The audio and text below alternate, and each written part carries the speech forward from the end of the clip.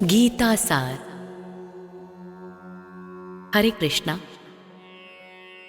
भगवत गीता यानी साक्षात भगवान श्री कृष्ण की वाणी। यह भगवान श्री कृष्ण और अर्जुन के बीच में हुआ दैवी संवाद है।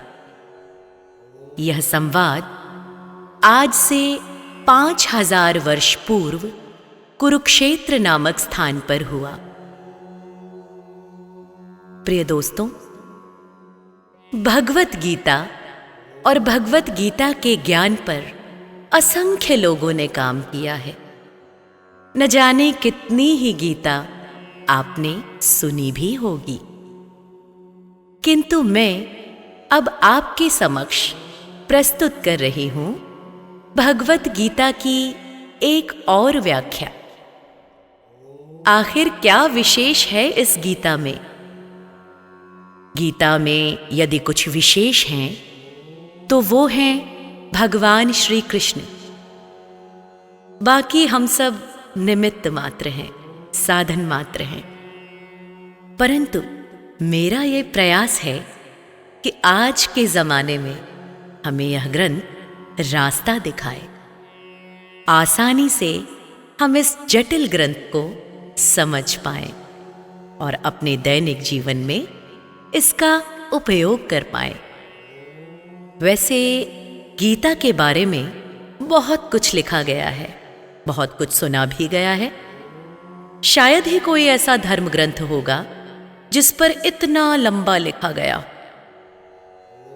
आखिर ऐसा क्या खास है इस गीता में कि समय समय पर यह और भी आवश्यक और मार्गदर्शक भी होती जा रही है? एकदम सरल भाषा में कहें तो भगवत गीता एक उत्तर है। उत्तर है दुनिया के जटिलतम प्रश्नों का। जीवन से जुड़ा ऐसा कोई प्रश्न नहीं है जिसका कि उत्तर श्री कृष्ण ने गीता में नहीं दिया।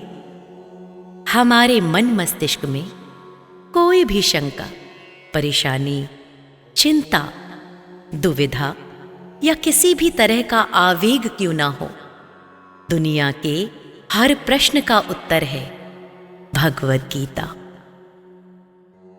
कठिन से कठिन प्रश्न जैसे हम कौन हैं, भगवान कौन है, हमें कष्ट क्यों होते हैं, क्या पुनर्जन्म होता है, क्या अन्य ग्रहों पर जीवन है, हम किस प्रकार इस जन्म और अगले जन्म में सुखी रह सकते हैं, हम कैसे भगवत धाम को जा सकते हैं, और न जाने कौन कौन से प्रश्नों का सटीक उत्तर देती है यह भगवत गीता।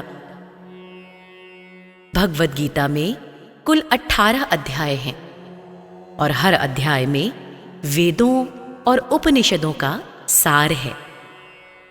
इसके हर अध्याय में आप अपने आप को अर्जुन ही समझिए, क्योंकि अर्जुन की हर शंका, उसका हर डर, हर संशय वैसे देखा जाए तो हमारी ही परेशानी है, और जिसका हर हल बता रहे हैं श्री कृष्ण।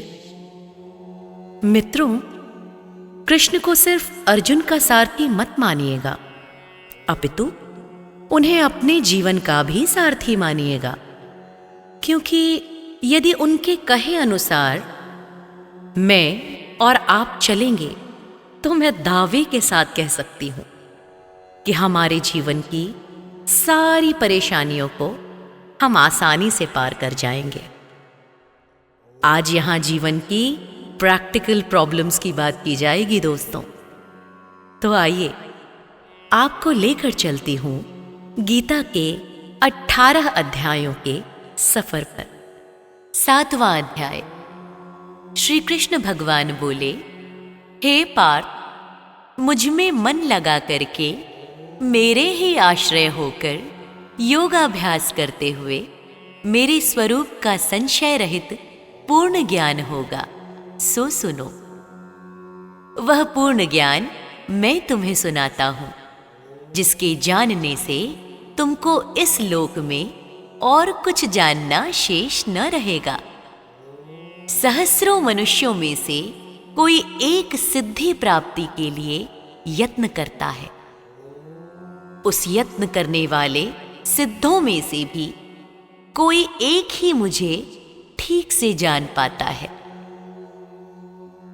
पृथ्वी, जल, अग्नि, वायु, आकाश, मन, बुद्धि और अहंकार, यह 8 प्रकार की मेरी प्रकृति अर्थात माया है। इस प्रकृति को अपरा अचेतन अर्थात जड़ कहते हैं। और हे महाबाहो, इससे दूसरी प्रकृति चेतन है, जिसने संपूर्ण जगत धारण किया है। इन्हीं दोनों प्रकृतियों से सब प्राणी मात्र उत्पन्न होते हैं। ऐसा जानो, यह प्रकृतियां हमसे ही उत्पन्न हुई हैं। इस प्रकार जगत की उत्पत्ति और प्रलय का कारण मैं ही हूं। हे धनंजय, धागों में जिस प्रकार मणि पिरोई जाती है, उसी प्रकार यह संसार मुझ में ही गुथा हुआ है। मुझसे परे और कुछ भी नहीं है। हे कौन्तेय, जल में, रस में मैं ही हूं। चंद्रमा और सूर्य में प्रभा मैं ही हूं। सब वेदों में प्रणव मैं ही हूं। आकाश में शब्द तथा पुरुषों में पौरुष मैं ही हूं। हे अर्जुन, पृथ्वी में जो सुगंध है तथा अग्नि में जो तेज है, वो मैं ही हूं। हे पार्थ, संपूर्ण प्राणियों में सनातन बीज रूप मुझको ही जनना, बुद्धिमानों में बुद्धि रूप और तेजस्वियों में तेज मैं ही हूं। हे अर्जुन, काम और रोग रहित बलवान पुरुषों में बल और पुरुषों में धर्म के विरुद्ध न जानने वाला कर्म मैं ही हूं। जितने सात्विक, राजस, तामस पदार्थ हैं, वे सब मुझसे ही उत्पन्न हुए हैं, परंतु उनमें मैं नहीं रहता हूं। ये सब मुझ में है। सत्य, रज, तम, ये तीनों गुणों के प्रभाव से यह सारा संसार मोहित रहता है। इस कारण यह इससे परे मुझ अव्यव परमात्मा को नहीं जानता। मेरी यह गुणमयी और दिव्य माया अत्यंत दुष्कर है। जो मुझको अन्य भाव से जानते हैं, भजते हैं, वे इस माया को पार कर जाते हैं। जो पापी मूढ़ नराधम माया ने जिनका ज्ञान हर लिया है और आसुरी भाव ग्रहण किए हुए हैं, मुझको नहीं जान पाते, मुझको पाते ही नहीं हैं। हे भारत श्रेष्ठ अर्जुन, 4 प्रकार के जीव मुझको भजते हैं। दुखिया, जिज्ञासु, ऐश्वर्य की कामना करने वाला और ज्ञानी, जिनमें मुझे सदा एकाग्र चित्त और केवल मेरी भक्ति करने वाले ज्ञानी पुरुष श्रेष्ठ लगते हैं, क्योंकि मैं ज्ञानी को अत्यंत प्रिय हूं और वह मुझको प्रिय है। यद्यपि ये सभी भक्त श्रेष्ठ हैं, तथापि ज्ञानी तो मेरी आत्मा ही है, क्योंकि वह मुझ में ही मन लगाकर मुझको ही सर्वोत्तम गतिमान मेरा ही आश्रय ग्रहण करता है। अनेक जन्म के अनंतर ज्ञानी मुझे पा लेते हैं। ऐसा महात्मा अत्यंत दुर्लभ है, जो सब जगत को वासुदेव में समझे। अपनी अपनी प्रकृति के नियम के अनुसार मनुष्य भिन्न भिन्न काम वासनाओं के अज्ञान में डूबकर उन फलों की चाहना से अन्य देवताओं के अधीन होकर उनकी उपासना करते हैं। हे अर्जुन, जो भक्त श्रद्धा पूर्वक जिन जिन देवताओं का पूजन करना चाहते हैं, उन पुरुषों की उस श्रद्धा को मैं दृढ़ कर देता हूं। वह इस श्रद्धा से युक्त होकर उस देवता की आराधना करता है, फिर उसको मेरे ही रचे हुए कर्म फल प्राप्त होते हैं। परंतु उन अल्प बुद्धि वालों का फल नाशवान है।